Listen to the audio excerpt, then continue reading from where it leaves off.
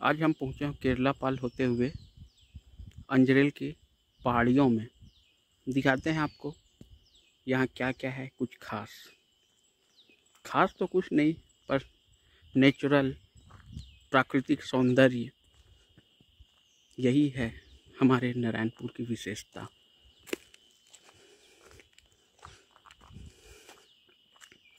हमारे साथ हैं यहाँ के लोकल ग्रामीण जैनुराम जी।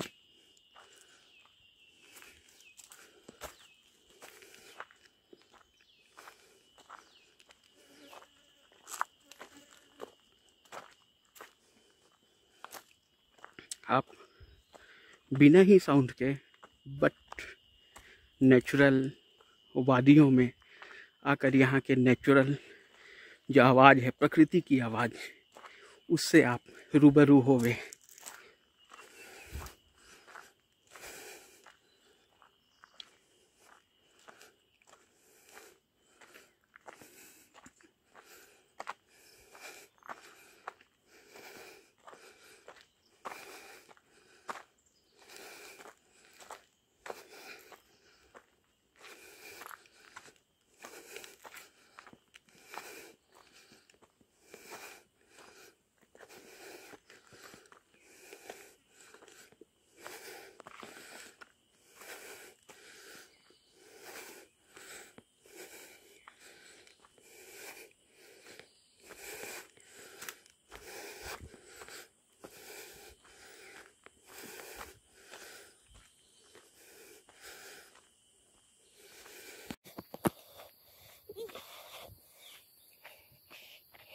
ये सर हैं हमारे जैनुराम नुरेटी जी, यहाँ के लोकल ग्रामीण।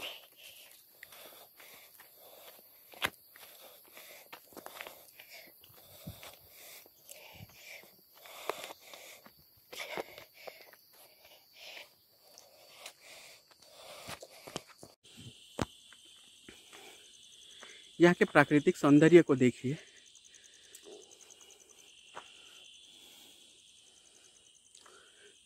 वैसे तो अभी गर्मी का मौसम है, लेकिन हम यही ठंड या फिर बरसात में आते तो और कितना हमारा अनुभव सुखद रहता।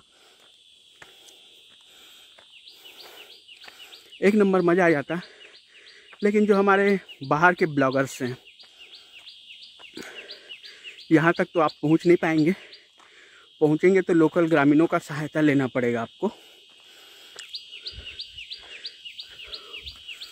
और जैसे गांव वाले को भी ले रहे हैं तो आपको चाहिए कि आप उनकी भाषा समझ सकें।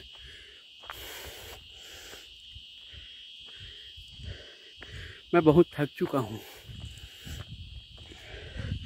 लगभग हम लोग 2 किलोमीटर ऊपर आ चुके हैं। आगे जाने के बाद एक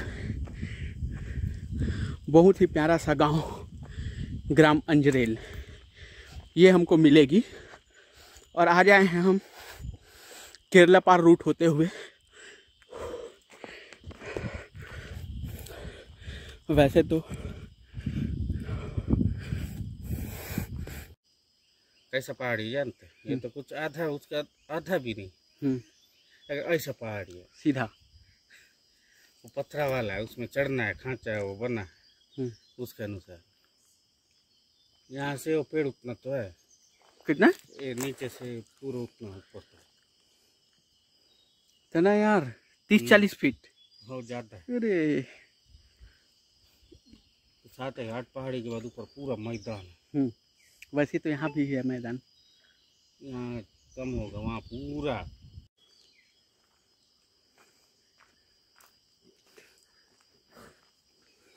बोलो क्या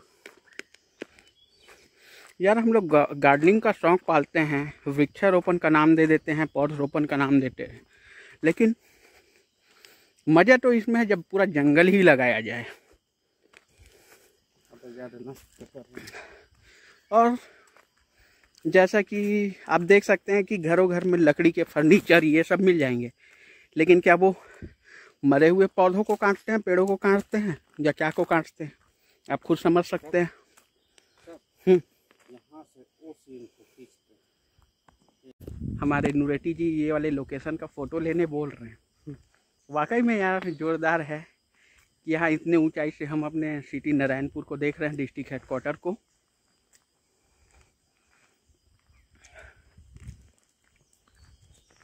आप देख लीजिए, इतने खतरनाक रोडों से लोग अपने जीवन की डेली यूजेस की सामग्री लेने के लिए नारायणपुर आना होता है। वैसे तो हम इतनी गर्मी में ऊपर नहीं चढ़ पा रहे हैं, इसी कारण यहीं से वापस हो गए, लेकिन जगह तो इतनी शानदार है। अगर यही हल्के से ठंडी के मौसम में या फिर मौसम सामान्य रहे, थोड़ा सा ठंडा रहे, तो पूरा जाने में भी मज़ा आ जाएगा। प्लस जो बरसात और ठंडी में जो नेचर की हरियाली होती है, हरापन होता है, उसका ही एक अलग सुखद अनुभव है।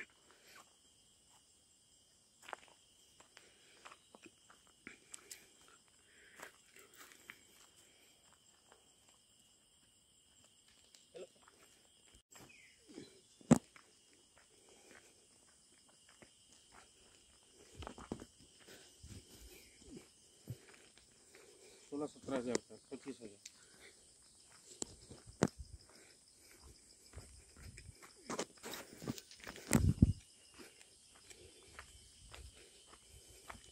कैमरा खरीदने दे नया वाला तब। यही कैमरा में भी चलेंगे, बोलो आज ही चलते। ओरछा का पहाड़ी कहाँ पे है वो? अरे बगल में झरना है। कहाँ? पूरा ओरछा जाना पड़ेगा? हो क्या?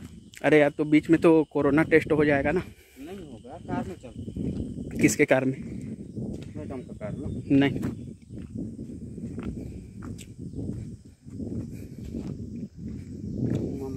सब ले तो बोल रहा हूँ चलो।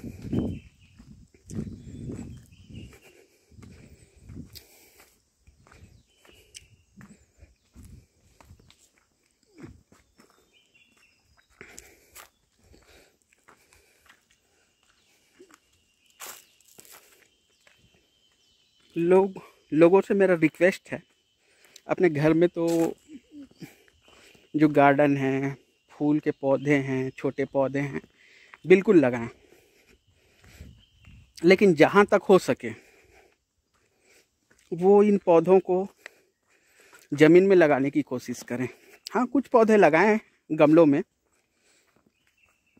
मैं इस कारण से बोल रहा हूँ कि गमलों में ना लगाएं, कम लगाएं, क्योंकि गमलों में हमको रोज़ पानी देना होता है। पानी का भी बहुत आने वाले दिनों में बहुत प्रॉब्लम हो सकती है। तो पौधों को, पेड़ों को, वृक्षों को ज़मीन में ही लगाएं। उससे होगा कि हमें पानी का कम से कम उपयोग करना होगा, हमको उतना दिक्कत नहीं जाएगा भविष्य में कि पानी की समस्या को हमारे आने वाली पीढ़ी को प्रॉब्लम हो। मेरा निवेदन है, जहाँ तक हो सके, अगर आपके पास छोटा सा भी लैंड है तो ज़रूर 1-2 वृक्ष ज़रूर लगाएं। कम से कम दूसरे नहीं तो आप ही उस छांव में बैठ के आनंद ले सकेंगे नेचुरल वादियों का। और ये तो यार हमारा बस्तर का क्षेत्र है, तो बस्तर के क्षेत्र में उतना दिक्कत नहीं है। बहुत वृक्ष हैं, बहुत हैं, लेकिन इसको बचा के रखना भी हमारा दायित्व है। इस कारण सभी साइड कम से कम पौधा लगाना आवश्यक है। मैंने अपने ही घरों में, मेरे पास तो ज़्यादा ज़मीन है भी नहीं, फिर भी उतने छोटे से ज़मीनों में करीब 5-10 वृक्ष अभी लगा ही दिए हैं।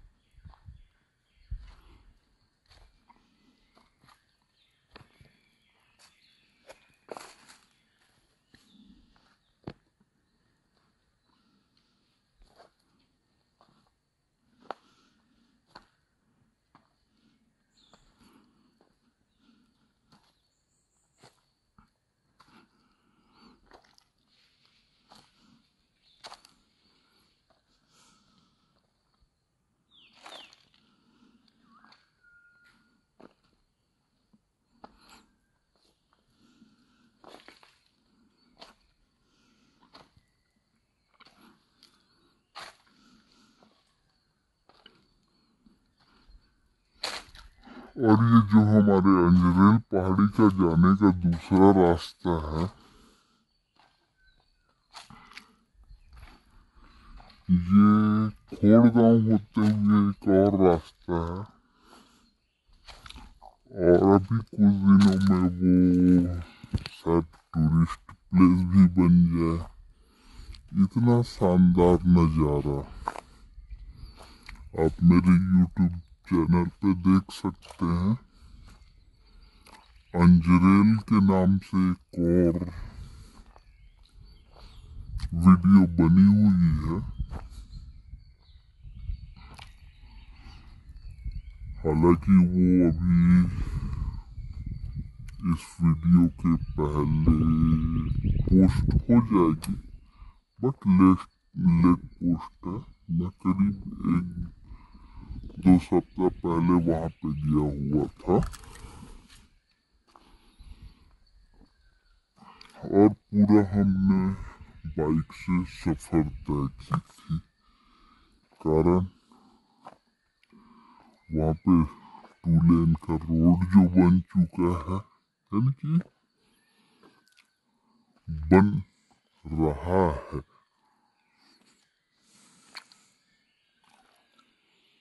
अब ये हम उतर चुके हैं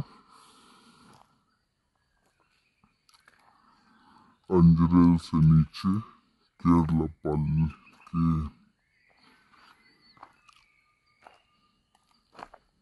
गांव के यहाँ जो कृषि क्षेत्र है, वहाँ अभी कुछ देर में हम पहुंच जाएंगे। लेकिन केरलापाल वाले एरिया में हम पहुंच चुके हैं, और सामने जैसे आप ये नीला शेड देख रहे हैं, ये यहाँ ऊपर पहाड़ी से उतरने वाले लोगों के लिए आराम के लिए, रेस्ट के लिए एक शेड बना दिया गया है, जहाँ पे लोग ग्रामीण आके थके होने के कारण यहाँ रेस्ट कर सकते हैं।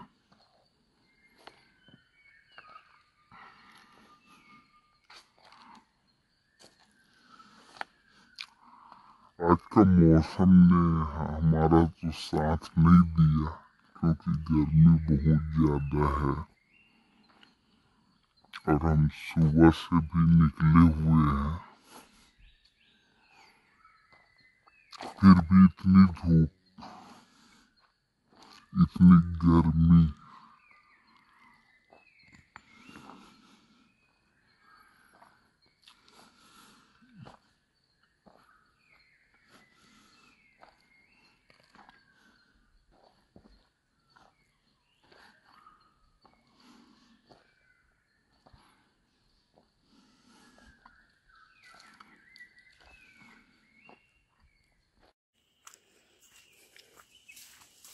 गौ माता।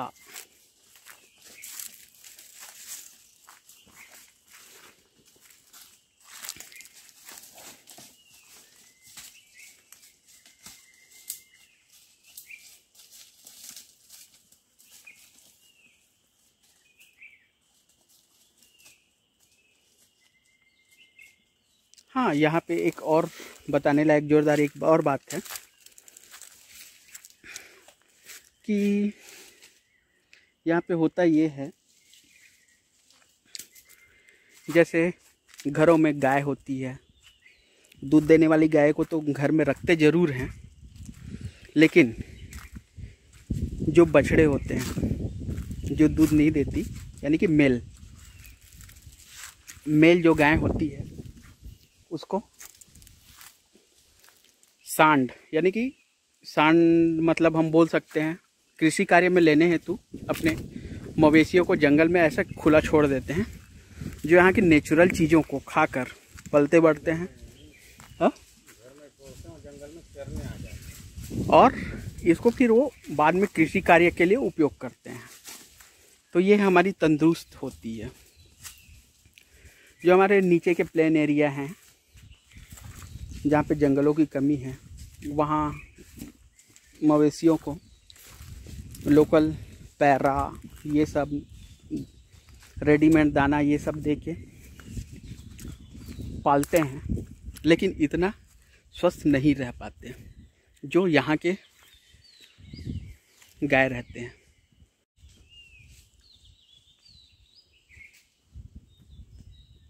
ये नीचे उतरने के बाद का नज़ारा देखिए, हमने नीचे से आपको दिखा रहे हैं। ये नज़ारा है हमारे अंजरेल की पहाड़ियों से उतरने के बाद का। ये भी बहुत मनमोहक है, लेकिन छाया की कमी है, तो यहाँ पर भी अपन रेस्ट नहीं कर पाएंगे। Thanks for watching.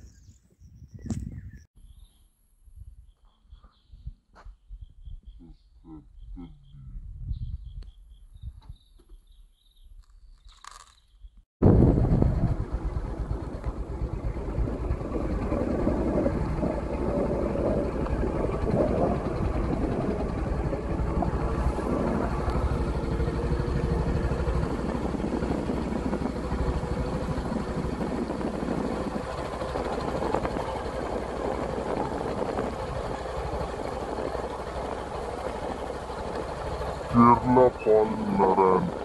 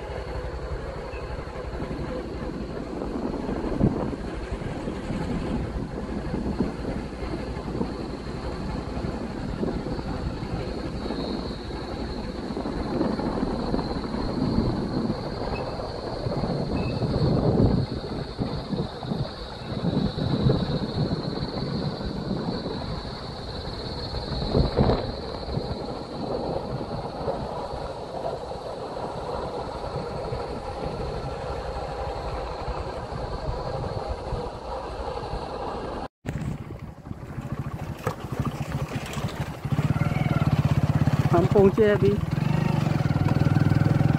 Binjli dam, और अभी वर्तमान में इसका नाम कर दिए प्रशासन ने शांत सरोवर।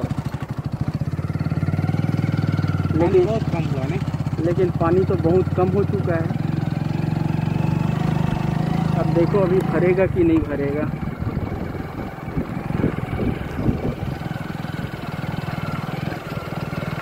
यहाँ पर जब पानी भरा हुआ होता है तो लोकेशन कुछ और होता है, उसका फोटो हम डाल देंगे इसके लास्ट में। इतना खास होता है यहाँ का मौसम पानी के साथ।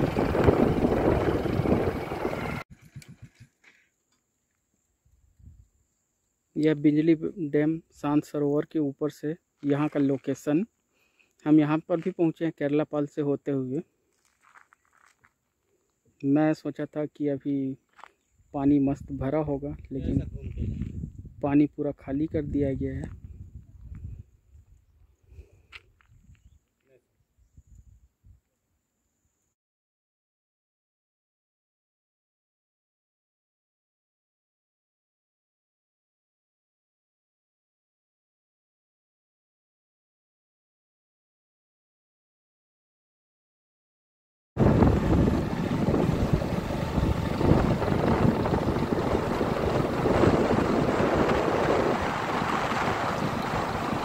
वाकई में नारायणपुर की वादियाँ देखने लायक ही है ना।